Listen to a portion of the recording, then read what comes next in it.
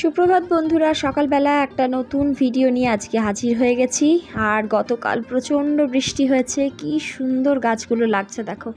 সত্যি বলতে বৃষ্টিটা হওয়াটা খুব দরকার ছিল, মানে রেগুলার 40 থেকে 45 ডিগ্রি টেম্পারেচার হতে হতে না হাঁপিয়ে উঠেছি। আকাশটাও দেখলাম বেশ ঝকঝকে পরিষ্কার।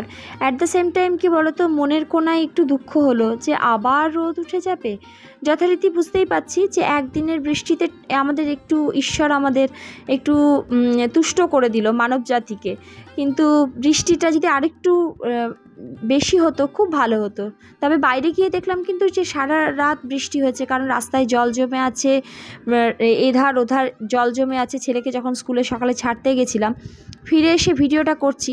আর বাড়িতে না অনেক দিন আগের থেকে আমি দুধের সর তুলে রেখেছিলাম, অ্যাকচুয়ালি মালাইটা তুলে রেখেছিলাম, তো সেটা দেখলাম অনেকটা জমে গেছে। আজকে ঘি তৈরি করার জন্য একদম উপযুক্ত দিন। তো যেমন ভাবা তেমনি কাজ, যেহেতু ওর বাবা তখনও একটু শুয়েছিল, তো আমি ঝটপট ঘিটা তৈরি করব বলে এই দেখো মালাইটা বার করে নিয়ে প্রচণ্ড একটু ফেটিয়ে নিলাম।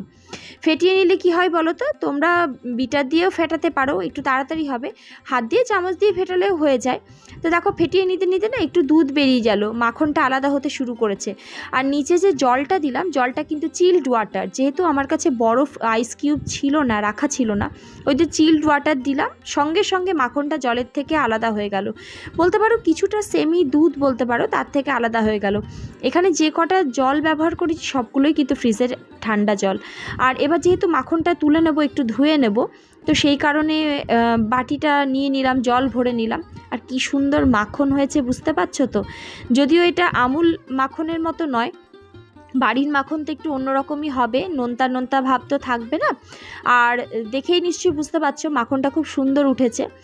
আর আমি জানো তো কোনো কাজ ভাবলে রেখে দিই না, সঙ্গে সঙ্গে সেই কাজটা যত তাড়াতাড়ি সম্ভব করে নেওয়ার চেষ্টা করি, কারণ রেখে দিলেই আমি দেখেছি আমার রাখা হয়ে যায়।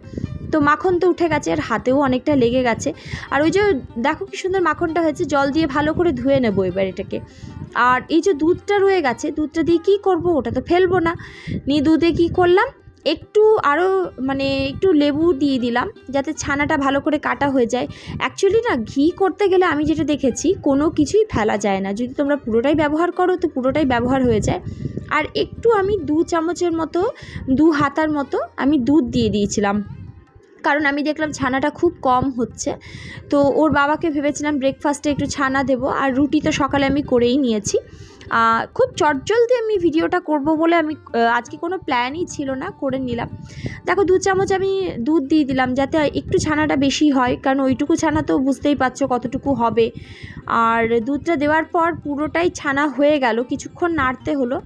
নাড়ার পর ছানাটা যখন হয়ে গেল, আর ওদিকে আমার মাখনটা কিন্তু ধুয়ে রাখা আছে, কারণ মাখনটা যত ভালো করে ধোবো তত ভালো করে ঘিটা বেরোবে, কোনো রকম গন্ধ থাকবে না। আমি আসলে বাড়িতে ঘি করতে অ্যাকচুয়ালি আমার মায়ের কাছে শিখেছি। দেখো ছানাটা কাটতে শুরু হয়ে গেছে। আর এইভাবেই দেখো ছানা রেডিও হয়ে গেছে। আমি একটু ধুয়ে নিয়েছি ছানাটা, ভালো করে ছাঁকনিতে নিয়ে ধুয়ে ছেঁকে নিয়েছি, যাতে লেবুর গন্ধটা না থাকে, ছানার অতিরিক্ত গন্ধটা না থাকে। একটু চিনি দিয়ে ওর বাবাকে রুটি দিয়ে সার্ভ করে দিলাম, তার সাথে গুঁড়ও দিয়েছি।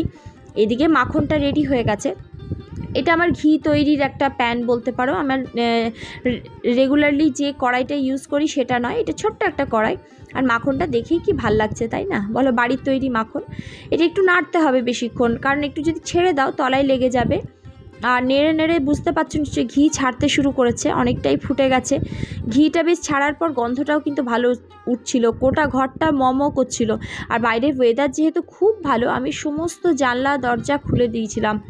আমার মনে হয় আমার আশেপাশের মানুষেরাও গন্ধটা পাবে যে আমি ঘি তৈরি করছি সকালবেলা। ঘি আমার রেডি হয়ে গেছে, এবার শুধু ছেঁকে নেওয়ার পালা। আর একটু বেশিক্ষণ ফোটালে কালো রং হয়ে যায়, কিন্তু আমি খুব বেশিক্ষণ ফোটালাম না, মোটামুটি যতটা হয় ততটা করলাম। দেখো ছেঁকেও নিলাম, কত সুন্দর ঘি হয়েছে বুঝতে পারছো, একদম বাড়ির তৈরি খাঁটি ঘি। আমার ছেলে অনেক ঘি খায়, আমার মা অনেকটা ঘি তৈরি করে। আজকে আমি বলতে পারো শখবশত, বা মালাইটা যেহেতু অনেক দিন আগের থেকে তুলে রেখেছিলাম সেই জন্য ঘিটা করলাম। কেমন ঘিটা হয়েছে অবশ্যই জানিও, কারণ বাড়ির তৈরি টাটকা ঘি, দোকানে অনেক সময় প্রিজারভেটিভ থাকে, অনেক কিছু মেশানো থাকে, এদিকে ওর বাবা না বাজার করতে গেছিলো সকালে, তো বাজার করে এনেছে মৌরলা মাছ, ট্যাংরা মাছ, আর আমি মাছের মাথা আনতে বলেছিলাম, মাছের মাথা আর একটু মাছের তেল এনেছে, কারণ মাথা দিয়ে না ডাল খেতে বা কুমড়ো খেতে বা অন্য কোনো রান্না, বাঁধাকপি খেতে খুব ভালো লাগে। আর আজকে এই মাছগুলো রান্না করব না, শুধু মৌরলা মাছটা ওর বাবা বললো একটু ভেজে দাও, তো মৌরলা মাছটা বেছে নিলাম আমি ভালো করে, বেশি নয় 100 গ্রামই আনতে বলেছিলাম। আর আমি তো রান্না বান্না কমপ্লিট করে নিয়েছি সমস্ত। দেখো দুপুরের খাবার কালকে করেছিলাম, কালকের একটু মাছ ছিল, তো সেই মাছ আর পেঁপে সেদ্ধ, আমের চাটনি, ডালটা করেছিলাম মাছের তেল দিয়ে, পনিরের একটা তরকারি করেছিলাম। আজকে বাঙালি ঘরে যেরকম রান্না হয়, আমাদের কিন্তু বাড়িতে সবসময় এরকম সাজিয়েই খাওয়া হয়, মানে আমার মনে হয় প্রত্যেকটা বাঙালি ঘরেরই একটু এরকম সাজিয়ে রান্না হয়। আর দেখো মাছটা ভাজা হয়ে গেছে, টক দইটাও আমি বাড়িতেই পাতি। মোটামুটি ওভারঅল সকালের একটা টুক করে ভিডিও তোমাদেরকে শেয়ার করলাম। যদি ভালো লাগে অবশ্যই একটা লাইক করো আর শেয়ার করো।